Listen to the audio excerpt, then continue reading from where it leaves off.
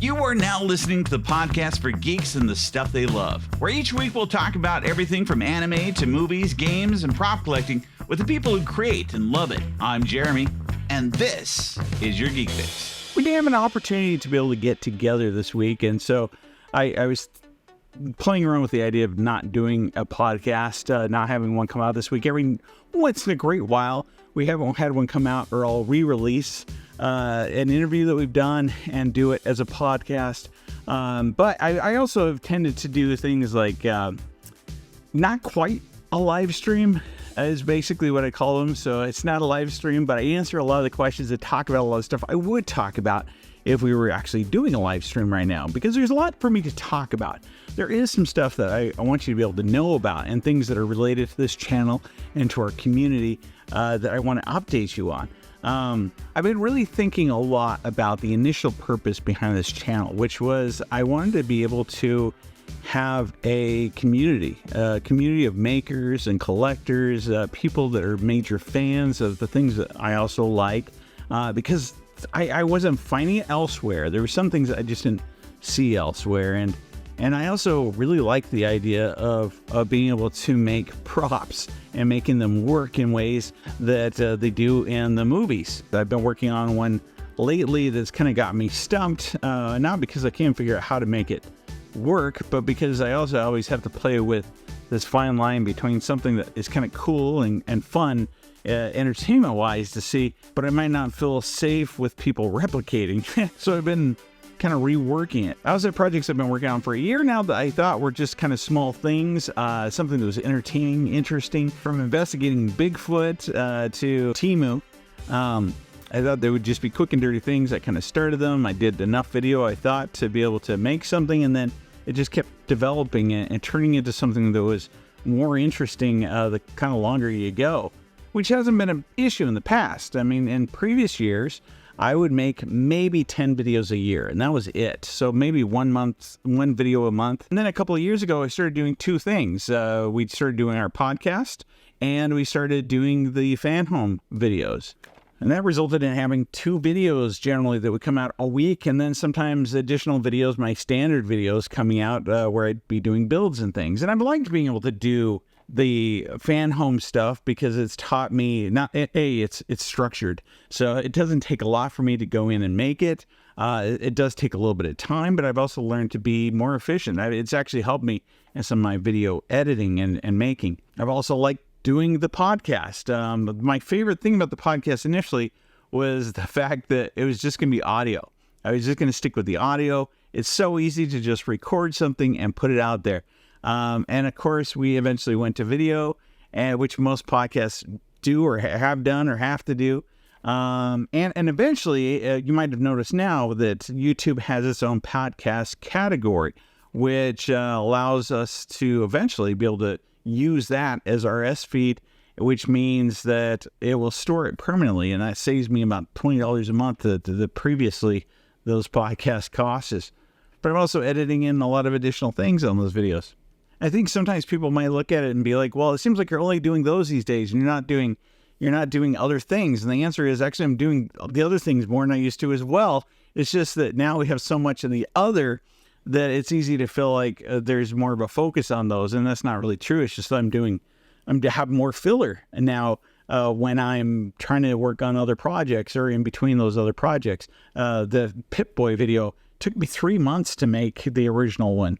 And so, with all the different things that I've been working on, it helps me to kind of buffer and kind of slow down on some things and not just get them out there to get them out there. Now, with that being said, there's some pretty exciting things that I've been working on lately. A lot of things that are going on.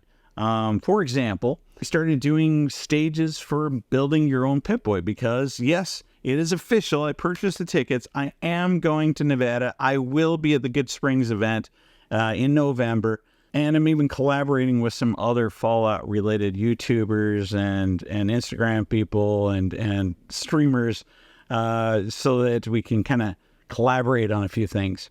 And with that, I decided I want to be able to go out there.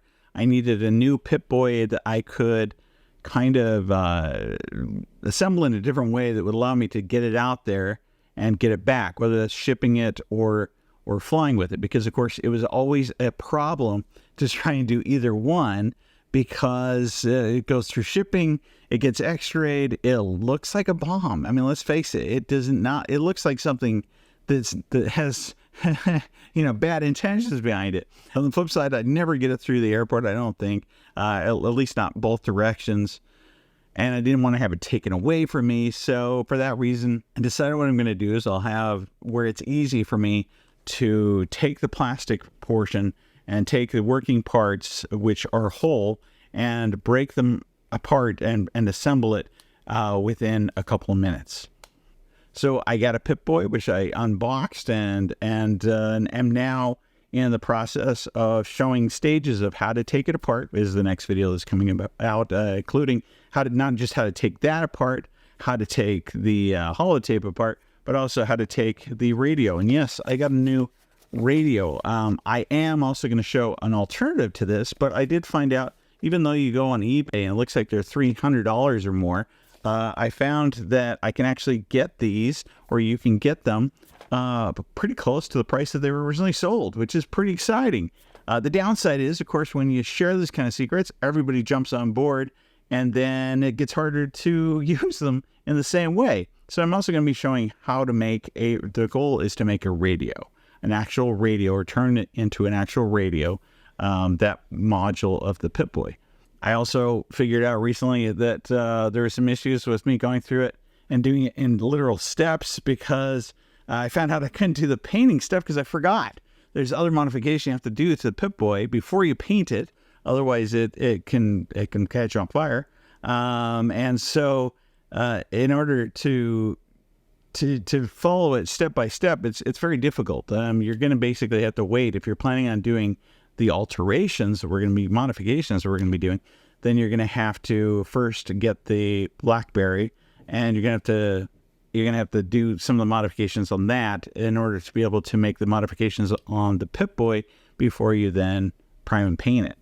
But the idea is that in the end, you'll have enough information from all these videos to know how to do it the way that you're planning on doing it, to whatever extent you're planning on doing it. I feel like now this project is not that expensive. I've been getting a lot of BlackBerries, by the way. Every single time I'm paying, actually, I've paid even less lately. I bought 3 at about $30 to $35. I bought one recently for $19. The fact that everyone thinks that they're broken is really a benefit to you. And so, purchasing it and then following the instructions and getting them working is pretty realistic. The screens aren't that expensive, about anywhere between $15 and $20, depending on where you get them from. Like I said, I got the radio for a pretty realistic price.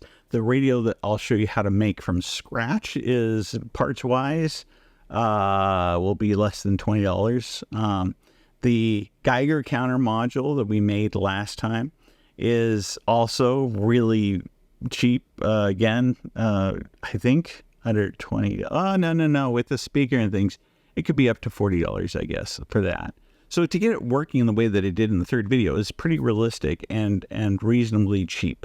And I'm hoping that some people out there are planning on being at that Good Springs event. If you are, and if you're there on the day that I am, and you see me, and you come to me, and you tell me that you watch our channel or that you're a member of our channel, I will have some special things to give you there at the event.